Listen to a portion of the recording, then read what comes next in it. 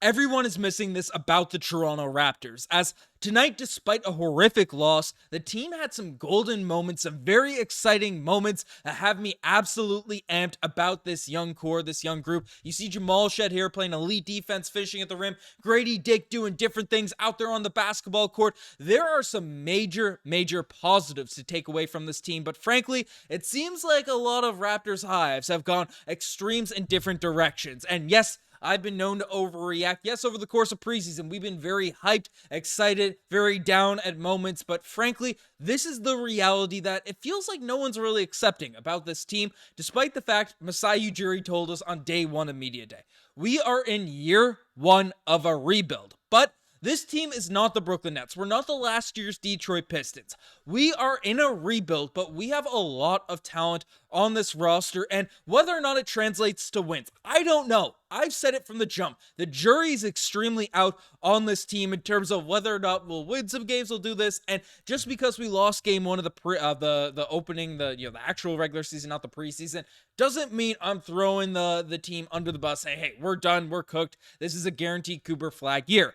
But this team is young. We are going to have ugly losses, but we're also going to have some big wins. And even in ugly losses, we are going to have some very encouraging moments. And right now, despite the fact, whatever it is with this loss, there are some parts of this game that has me very excited. So there are a lot of storylines we have to dive into with this video. But folks, regardless of how you feel about this game, I'm feeling good, right? Raptors basketball is back, and we're covering the news daily, so make sure you're part of the 67% of our viewers that haven't subscribed just yet. You guys hit that subscribe button, but let's dive into this game. Let's dive into what's been going on, because frankly, I'm pretty bullish. I'm pretty happy with what I saw tonight, even if it did translate to a ton of wins. Like, the first guy we'll talk about, because I'm seeing him getting trashed a little bit, especially facing off against his rival in Evan Mobley. Scottie Barnes didn't have the greatest game tonight. Missed a lot of easy shots he usually makes. Went 3 of 14 from the field, 9 points, 6 rebounds, 5 assists.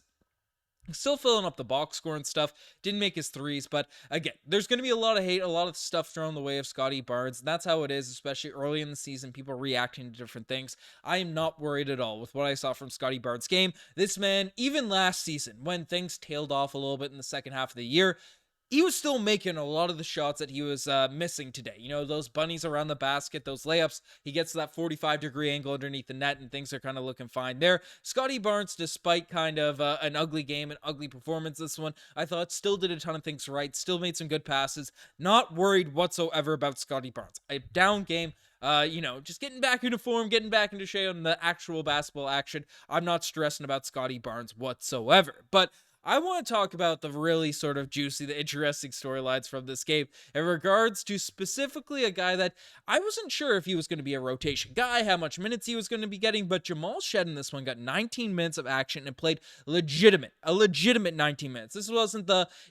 10 of these minutes were the fourth quarter and the team is already down by 40. Jamal Shead is actually in the rotation for this Raptors team, and I am very much here for it. And he had 10 points tonight, 2 steals, had 4 assists in this game, had 1 rebound, and frankly, if once he gets a 3-point shot down, because shot 1 for 4 from the 3-point line now tonight, but the drives that he's making, the strength at which he attacks the basket, it's he's driving to the rim out there with a mission. He's going out to the basket, and we can see it here on this play, right? He is just locking in on some of the best guards out there in Darius Garland, out there trying to defend there. I believe that's Sam Merrill. He's locking up there at this point. Jamal Shead was doing the right stuff out there at this point, and was just a guy, he attacked the rim, he did a lot of good things out there on the basketball court, and Shead just has me amped up in terms of, one, he's actually in the rotation. He's getting some minutes. He's probably going to eclipse, because he did look a little bit better than Davion Mitchell from my eye test in tonight's game, even though Mitchell is obviously the better shooter here down at this point, but Jamal Shead, he's in the rotation, he's doing the right things, and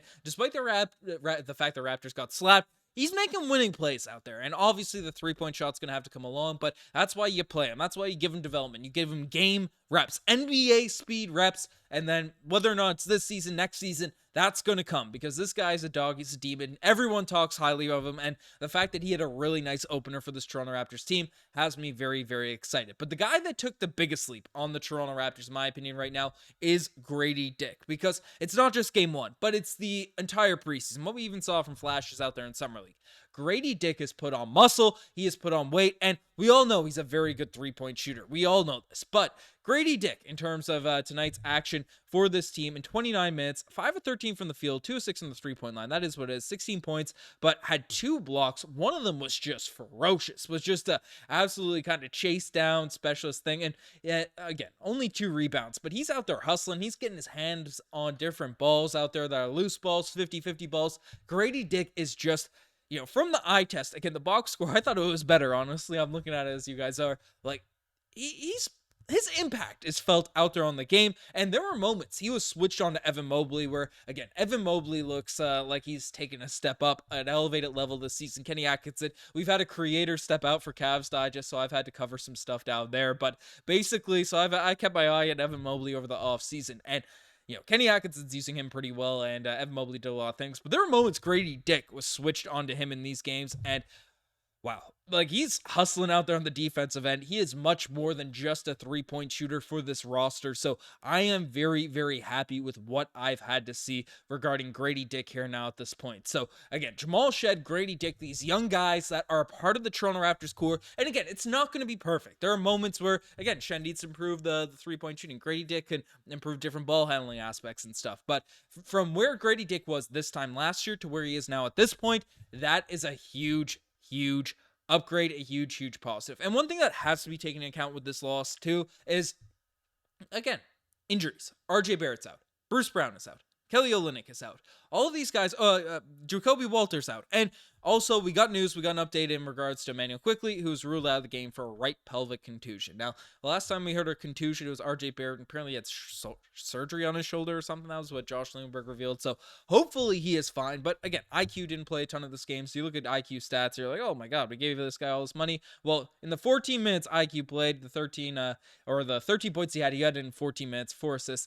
He did some positive stuff. And again, the Raptors in the first quarter looked good. The Cleveland Cavaliers, they went on a little bit of a run there out there in the second, and then things kind of got out of hand, but it is what it is. I'm not stressing too much about one game of the season, but in terms of other guys that were out there on the roster, Jakob Poeltl, again, wasn't his greatest game. He's had a really good preseason, but got cooked out there for moments by Jared Allen, by Evan Mobley, especially when he was switched out on there in the lane, but still 9 rebounds, 2 assists, got his pocket picked a few times too. Donovan Mitchell was coming out and, just ripping the ball when his head was turned and stuff, had 5 turnovers in this game, which is not a good sight, but I'm sure Jakob Poeltl won't have too many games that bad in this season. Ochai Agbaji, 25 minutes in this one, 6 rebounds, 3 assists, 3 points, sorry. It's going to need a little bit more from him in the offensive end if he's going to be a starter for this team. But Boucher off the bench is getting run this season, which you love to see, right? 18 points for Chris Boucher, 2 rebounds, just doing his thing out there, getting buckets, knocking down threes. Positive stuff. Happy Chris Boucher is actually in the rotation this season.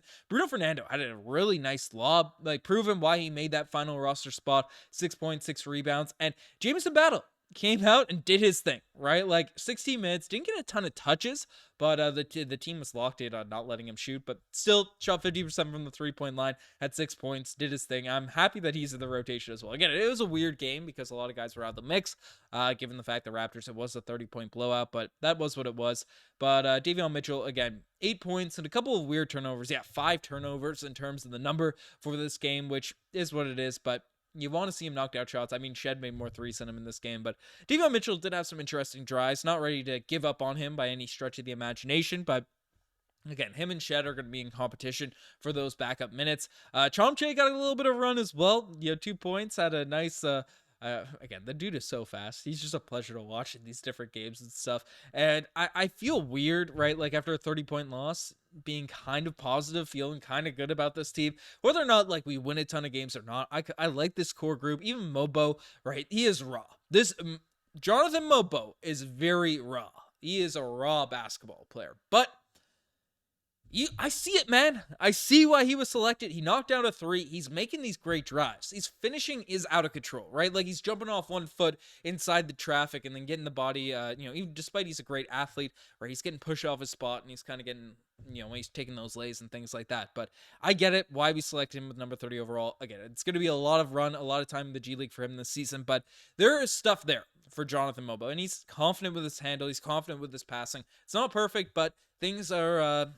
I don't mind him as the 30th overall selection, even though it's getting some heat in terms of, guys like Filipowski and other guys getting drafted at that point as well. But let me know what you guys think about this Toronto Raptors team. Are you in agreement with my kind of thought process? Because, again, just looking at Raptors Twitter, looking at what people are saying, feels like a lot of people are missing this Raptors team. Because, and again, with this loss, like, the Raptors are young, so we're going to have really bad losses, but I think we're also going to have some really good wins this season. And the things that matter, the things that were important in this game, again, our defense is pretty cooked, but we don't really match up well with the Cleveland Cavaliers. We haven't really matched up well with them in the past 2-3 seasons. It was going to be a bit abolished anywhere at this point, but I don't know. You get a better Scotty Barnes game, especially you get IQ, get RJ back in the mix. I'm not saying we're going to win a ton of games. Again, I haven't said that once at the start of the season. Like, I think our young core has put the NBA on notice. I think we have one of the best young cores in the NBA, but winning a ton of games this season, I'm not sure about. But I think we're going to win some. I think we're going to have some flashy, some good moments over the season, and we're also going to have some really bad losses, and that's just the reality of it. But let me know what you guys think in the comment section down below. You guys the best thing as far as subscribe to the channel if you guys haven't already.